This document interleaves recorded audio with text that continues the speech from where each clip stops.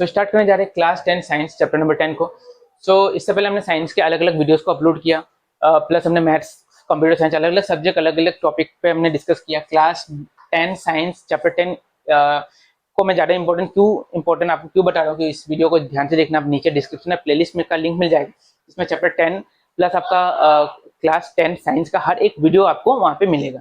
तो आप उस वीडियो को ध्यान से देखना। इसको इंपॉर्टेंट इसलिए बोल रहा हूँ कि इसमें आपका न्यूमेरिकल प्रॉब्लम्स है, रे डायग्राम है, प्लस आपका थ्योरी कॉन्सेप्ट है। तीन अलग अलग कॉन्सेप्ट मिला के ये चैप्टर बना है। बहुत ही बड़ा चैप्टर, बहुत इंपॉर्टेंट चैप्टर है। इसमें से आपका एक रे डायग्राम पक्का है जो आने वाला है, एक न्यूमेरिकल 5 मार्क्स का आने वाला है। तो 5 5 10 मार्क्स का पकड़ ही लो कि इसमें से आएगा ही, और क्वेश्चन आंसर 2-3 आएगा ही इस चैप्टर में से। बहुत बड़ा चैप्टर, बहुत इंपॉर्टेंट चैप्टर है। आप इस वीडियो में बने रहना। प्लेलिस्ट में आपको लिंक मिलेगा जिसमें इस चैप्टर का हर एक टॉपिक, हर एक क्वेश्चन, हर एक न्यूमेरिकल सम, हर एक रे डायग्राम को हम अच्छे से एक्सप्लेन करेंगे। तो अगर आप सीरियस हो इस चैप्टर को अच्छे से समझने के लिए तो उस प्लेलिस्ट को ज्वाइन कर लेना।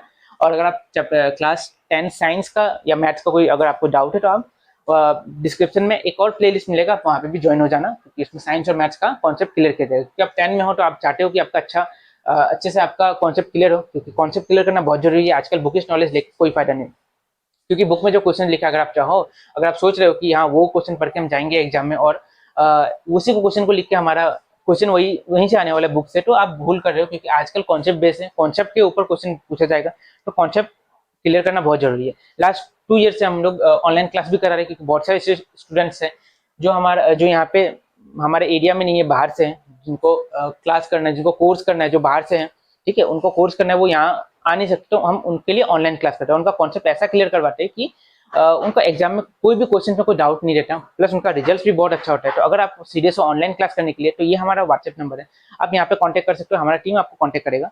और आशा करता हूँ ये जो वीडियो, ये जो प्लेलिस्ट बना रहे हो, इतने कम टाइम, इतने बिजी शेड्यूल से आप टाइम निकल के आप लोगों के लिए मैं जो ये वीडियो बना रहा हूँ, तो आशा करता हूँ ये वीडियो आपको पसंद है, आपका हेल्प हो इससे, आपका कॉन्सेप्ट क्लियर हो और आपका एग्जाम में अच्छा मार्क्स है।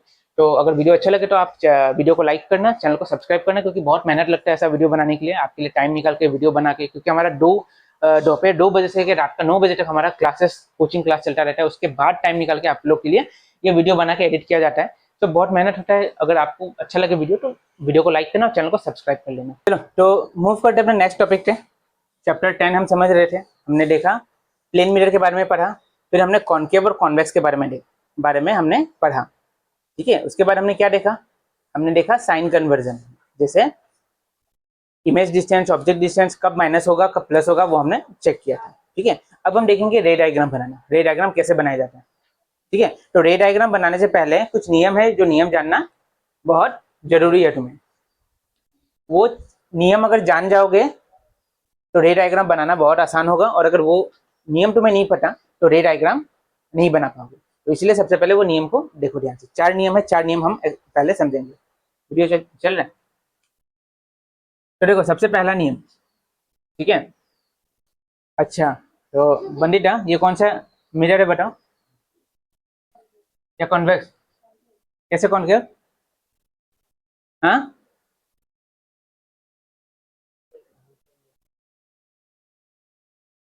अच्छा ठीक है, तो चलो कॉन्केव कॉन्वेक्स ठीक है। इसका पोल पोल कहाँ होगा बताना, बंदिता से पूछा, हाँ हाँ यहाँ पे, तो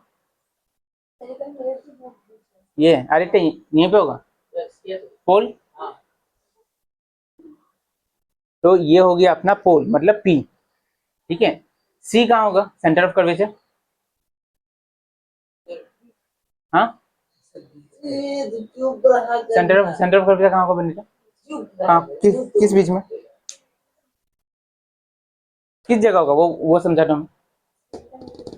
स्पेरिकल मिरर के बीच में, ये मिरर के बीच में आदित्य,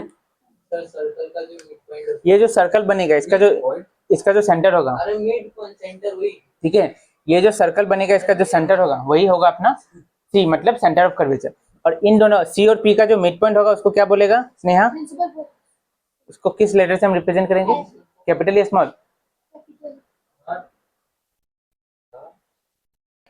बंदिता अच्छा देखो, अब यहाँ देखो बंदिता बताओ इसमें कहाँ होगा सेंटर ऑफ कर्वेचर, कहाँ होगा इसमें, सी जो होता है वो कहाँ पे होगा बताओ, कोई मत बताना, बंदिता बताएगी। हाँ मतलब ये सर्कल बनेगा तो कहाँ पे होगा, यहाँ पे होगा सी, और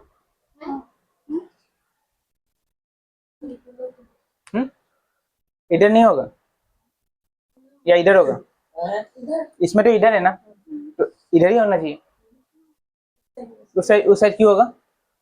क्योंकि ये सर्कल कंप्लीट उधर हो रहा है, तो इसलिए सी इधर आ गया और एफ जो है वो कहाँ गया, इन दोनों के बीच में। ठीक है, तो सबसे पहला जो नियम है वो देख लो। सबसे पहला नियम ये है कि अगर कोई लाइट इस प्रिंसिपल एक्सिस का पैरेलल जाएगा, पैरेलल मतलब समझते हैं ना, वो दो लाइन जो कभी आपस में ना मिले, तो अगर प्रिंसिपल एक्सिस का पैरेलल अगर कोई लाइन जा रहा है तो क्या होगा? रिफ्लेक्ट होने के बाद कहां से निकलेगा? प्रिंसिपल फोकस से ही निकल के जाएगा। जैसे प्लेन मिरर में हमने क्या पढ़ा था कि angle of incidence is equal to angle of reflection, उसी तरह यहाँ पे क्या है, अगर कोई रे, ठीक है, रे मतलब ये कौन सा रे, इस रे का नाम क्या है ना, ये जो रे आया यहाँ से, इस रे का नाम क्या है? तो ना इसका नाम क्या है? आलिया? हाँ, नहीं नहीं, ये रे का नाम क्या है? ये जो रे आया इस रे का नाम क्या है? नहीं, इन्फिनिटी रे, स्नेहा, इंसिडेंस रे। जो रे आता है ऑब्जेक्ट से वो है इंसिडेंस रे, और जो जाता है वो क्या, कौन सा रे है? Reflected ray. तो इंसिडेंस रे अगर पैरेलल हुआ तो रिफ्लेक्टेड रे कहां से निकलेगा? फोकस से। ठीक है, प्रिंसिपल फोकस से निकल के जाएगा। ये क्लियर हुआ? अब देखो इस वाले पार्ट में देखना ध्यान से। इस पार्ट में ऑब्जेक्ट किधर होगा? फोकस वाले साइड में होगा या इस साइड में होगा? ऑब्जेक्ट किस साइड खड़ा रहेगा? मिरर के साइड में या मिरर के पीछे खड़ा रहेगा? मिरर के पीछे तो नहीं होगा, सामने ही खड़ा रहेगा। ठीक है, तो मान लो ऑब्जेक्ट यहाँ पे खड़ा है और यहाँ से एक लाइट निकल के आ रहा है। ठीक है, वो भी जैसे ये पैरेलल आया, ये भी मान लो प्रिंसिपल एक्सिस का पैरेलल गया। अगर ये प्रिंसिपल एक्सिस का पैरेलल गया तो कहां से निकलेगा? ये भी प्रिंसिपल फोकस से निकलेगा। क्या ये शीशा को, आईना को आर पार करके निकल जाएगा क्या? क्योंकि पीछे तो पॉलिश किया हुआ है, तो क्या होगा? रिफ्लेक्ट होगा। हाँ, ऐसे होगा। देखो, जैसे देखो, ये सबसे पहले ये नियम ध्यान रखना, अगर पैरेलल आया, प्रिंसिपल एक्सिस का पैरेलल है, तो वो हर बार कहां से निकलेगा? वो हर बार फोकस से ही निकलेगा। पर इस केस में क्या होगा, ध्यान देना, पैरेलल तो आ गया, फोकस से जा नहीं सकता क्योंकि पीछे यहाँ पे पॉलिश किया हुआ है, तो कहां से जाएगा? देखो, जाएगा फोकस से ही, पर ऐसे चला जाएगा। बात समझा? फोकस, अगर फोकस से जाता तो कैसे जाता? इस टाइप का जाता, तो यही लाइन को पकड़ के वो ऊपर चला जाएगा। बात समझ में आ रहा है? क्योंकि वो आर पार जा नहीं सकता, जाना तो चाहिए था उसको फोकस से ही, तो क्या होगा, इसी लाइन का डाइवर्ज होके वो चला जाएगा। ठीक है, कन्वर्ज, देखो कन्वर्ज और डाइवर्ज समझ जाओ। जब आपस में आके मिलेगा, ठीक है, रे अगर आपस में आके मिल रहा है तो उसको बोलेगा कन्वर्जिंग, और जब बाहर निकल के जा रहा है तो उसको क्या बोलेगा हम लोग? डाइवर्जिंग। तो ये क्या हो रहा है यहाँ पे? डाइवर्ज हो रहा है। ठीक है, तो पहला रूल क्या है, देखो बुक में, देखो पेज को टर्न करो एक बार, इधर नहीं उधर नहीं, उस साइड टर्न करो। पैरेलल जाके टेढ़ा गया, उसके बारे में कुछ नहीं कहा गया बुक में। ठीक है, एक बार निकालो बुक, हाँ वही वाला, उसका उसका फर्स्ट वाला, जो फर्स्ट वाला रूल है उसको पढ़ो, वो सेकंड रूल है, फर्स्ट वाला रूल पे तुम हाथ रखो। हाँ देखो पढ़ो।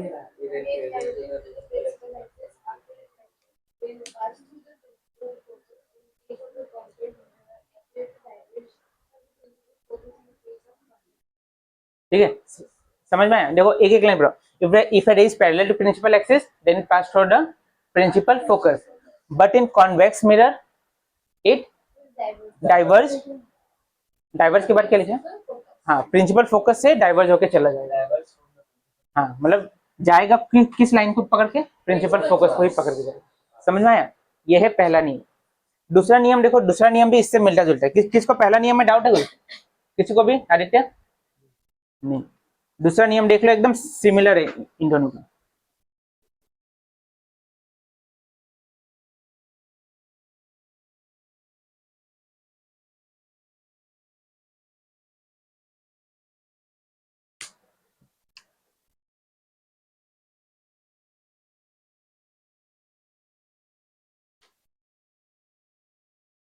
ठीक है, अभी रे पैरेलल आया तो प्रिंसिपल फोकस से गया, अगर मान लो कोई रे अगर प्रिंसिपल फोकस से ही आ रहा है, ठीक है, रे कहां से आया, प्रिंसिपल फोकस से आया, तब वो कहां से निकल के जाएगा,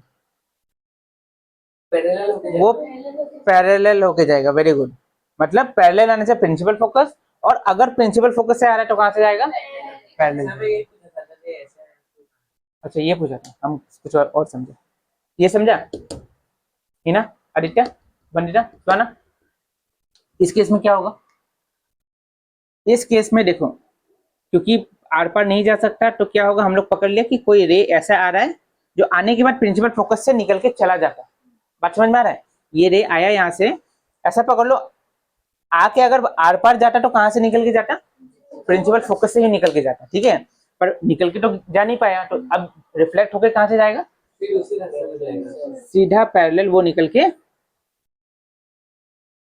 चला जाएगा। अच्छा समझ में आया ये वाला है ना, ठीक से समझ नहीं आया, बंडेटा, स्वाना, आलिया, आदित्य है, ठीक है पूरा समझ आया, स्नेहा। अच्छा देखो दोबारा देखिए, ये वाला दो पार्ट तो पूरा समझ में आया अच्छे से, ये वाला पार्ट भी मेरे हिसाब से समझ आ गया होगा कि अगर फोकस से आया तो कहां से जाएगा, पैरेलल होके जाएगा। अब इस केस में देखो, इस केस में फोकस से जा सकता है क्या, फोकस से तो नहीं जा सकता, क्योंकि यहाँ पीछे में पॉलिश किया हुआ है। तो हम लोग मान लिया कि एक लाइट आ रहा है जो कहाँ से, अगर इसके आर पर चला गया, मान लो यहाँ पॉलिश नहीं होता तो क्या जाता, सीधा फोकस से जाता, अगर पॉलिश नहीं होता तो सीधा फोकस से निकल जाता, पर पॉलिश होने के कारण यहाँ पे आके रुक गया, और अगर जाता तो फोकस से जाता, तो पैरेलल होने से फोकस से निकल के गया, तो फोकस में आया तो कैसे जाएगा, पैरेलल। किसका पैरेलल जाएगा, ये जो लाइन है प्रिंसिपल एक्सिस है उसका पैरेलल होकर निकल के जाएगा।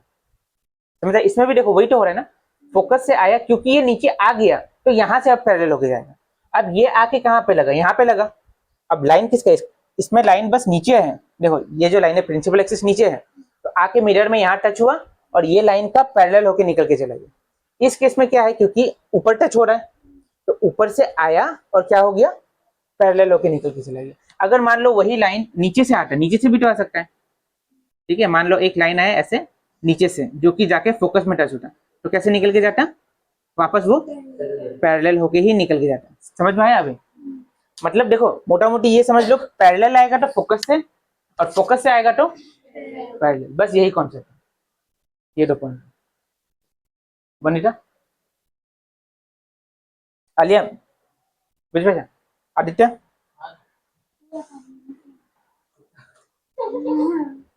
देखो पहला दो नियम समझ में आया कि पैरेलल जाएगा तो कहां से निकलेगा, फोकल से निकलेगा, फोकस से, और फोकस से गया तो कहां से जाएगा, पैरेलल होके जाएगा, ठीक है। अब देखो, अब जो तीसरा नियम है उसको ध्यान से देखना। तीसरा नियम ये है कि अगर कोई रे मान लो सेंटर ऑफ कर्वेचर से निकल के गया, फोकस वाला कॉन्सेप्ट तो समझ में आ गया हम लोग को, अब क्या बचा, सेंटर ऑफ कर्वेचर। अगर कोई रे सेंटर ऑफ कर्वेचर से जा रहा है, ये देखो ये इधर गया ना, यहाँ पे देखो सेंटर ऑफ कर्वेचर से गया, तो जाने के बाद कोई भी उसका डायरेक्शन में बैंड हल्का सा भी उसका डायरेक्शन में बैंड नहीं होगा, जैसे गया वही डायरेक्शन में वापस इधर से गया, रिफ्लेक्ट होकर भी यही डायरेक्शन में जाएगा। समझ में आया, मतलब गया भी इसी रास्ता से, आया भी सेम पार्ट को फॉलो करके, जरा सा भी उसमें क्या नहीं हुआ, चेंज नहीं हुआ। जैसे यहाँ पे देखो, यहाँ गया रिफ्लेक्ट होकर हल्का सा बैंड हो गया ना, ये वाला लाइट हल्का सा बैंड हो गया ना रिफ्लेक्ट होने के बाद, पर अगर सेंटर ऑफ कर्वेचर से जा रहा है वो राइट, तो कहां से जाएगा, जरा भी बैंड नहीं होगा, वहीं से पार होके निकल जाएगा। समझा, पहला वाला रे को ऐसे लगाना, सेकंड वाले को ऐसे इस टाइप का लगाना। समझ में आया आदित्य,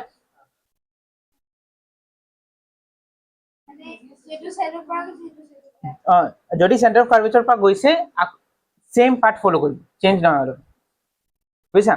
अब इस केस में क्या होगा बताओ, इस केस में वापस हम लोग, क्योंकि रे पार नहीं हो सकता, तो हम क्या करेंगे, हम एज्यूम करेंगे कि एक रे था जो सेंटर ऑफ कर्वेचर से पास होकर जाने वाला था, ठीक है, तो क्या होगा, जहां से गया वहीं से रिफ्लेक्ट होगा। समझा, अगर सेंटर ऑफ कर्वेचर में जाके टकराता तो वहीं से रिफ्लेक्ट होके चला जाता, ठीक है। यहाँ तक समझ आया सबको। अब फोर्थ नंबर देख लो, ये लास्ट है, ठीक है। अच्छा यहाँ अगर तुमने नोटिस किया होगा तो हमने फोकस के ऊपर में ध्यान दिया कि फोकस से कब जाएगा फोकस से, जब पैरेलल होगा तब फोकस से जाएगा, और फोकस से जाने पे भी हमने देख लिया सेंटर ऑफ कर्वेचर से आएगा जाएगा एक ही में हो रहा है, आ भी रहा है सेंटर ऑफ कर्वेचर से और जा भी रहा है सेंटर ऑफ कर्वेचर से। ठीक है, यहाँ तक समझ में आ गया। अब क्या बचा, सिर्फ पोल, पोल बचा। तो ये जो 4th नंबर है ये किसके ऊपर है, पोल के ऊपर। ठीक है, तो देखो ये अपना कौन सा मिरर हुआ आदित्य, कॉनकेव, वेरी गुड। तो देखो ये सी है और ये एफ है और ये क्या है अपना पोल। अब तुम्हारा टेस्ट करिए इसमें पास है। देखो अब अगर कोई रे अगर पोल पे जाके टकरा रहा है तो यहाँ पे एक एंगल बनेगा ना, मान लो वो एंगल बना 30 डिग्री 40 डिग्री कुछ भी एक एंगल बना, तो नीचे भी उतना ही एंगल बना के वो रिफ्लेक्ट होके चला जाए, सेम एंगल होगा। Angle of incidence is equal to angle of reflection. समझ में आया कि जो एंगल पे आके टकराया है उसी एंगल प्रिंसिपल एक्सिस के साथ वही एंगल बना के रिफ्लेक्ट होके वो चला जाएगा। और कॉन्वेक्स में क्या होगा, देखो सेम ही होगा। ये अपना प्रिंसिपल फोकस, ये अपना पोल है, इधर से आया, अब यहाँ पे भी तो एंगल बन रहा है, यहाँ से निकल के चला गया, सेम एंगल पे निकल के चला गया। इसमें फोकस और सेंटर ऑफ कर्वेचर का कोई काम नहीं है अगर पोल पे आके तुम्हारा रे जाके टकरा रहा है। समझ में आया? तो मेरे हिसाब से ये जो चारों रूल है, जो चारों नियम है, ये तुम लोग का क्लियर हो चुका होगा।